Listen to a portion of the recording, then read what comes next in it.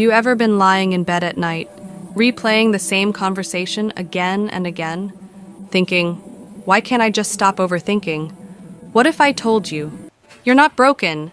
Your brain is doing exactly what it was designed to do. But maybe it's protecting you from something you don't want to face. Here's what psychology reveals. 1. Overthinking is your brain's threat detection system. Your mind evolved to predict danger before it happens. Something feels uncertain, relationships, decisions, your future.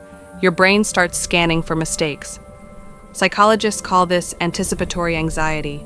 You're not obsessing, you're rehearsing survival. The problem is, modern threats aren't lions. They're rejection, failure, regret, and your brain treats them the same. 2. You overthink most when you care deeply. Notice this. You don't overthink things that don't matter to you. You overthink what's tied to your identity, your reputation, your relationships, your self-worth. This is linked to self-concept protection. If you analyze every possible outcome, you feel prepared, safe. But preparation slowly turns into paralysis. 3.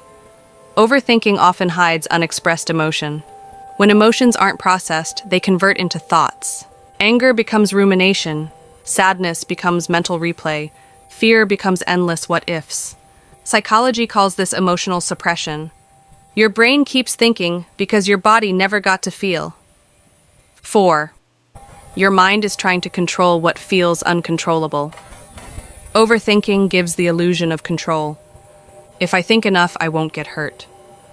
But this activates a cognitive bias called intolerance of uncertainty. The more unpredictable life feels, the louder your thoughts get. Thinking becomes a coping mechanism, not a solution. 5. The real danger isn't overthinking. It's believing every thought is meaningful.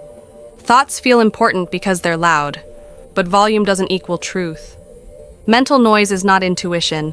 It's your nervous system asking for safety. So here's the real shift. Don't ask, how do I stop overthinking? That question already assumes your mind is the enemy. Ask instead, what is my mind trying to protect me from right now? Because overthinking is rarely random. It's usually guarding something vulnerable. A fear you haven't named. A boundary you haven't set.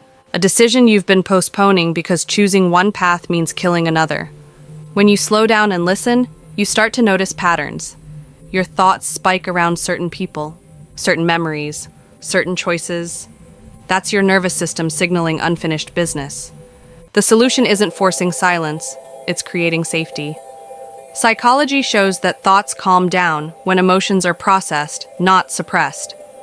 So instead of fighting the noise, ask yourself, what am I avoiding feeling? What truth am I delaying? What responsibility am I resisting? Overthinking fades when action replaces rumination. One honest conversation, one small decision, one boundary that says, this matters to me. Your brain relaxes when it trusts you to handle reality.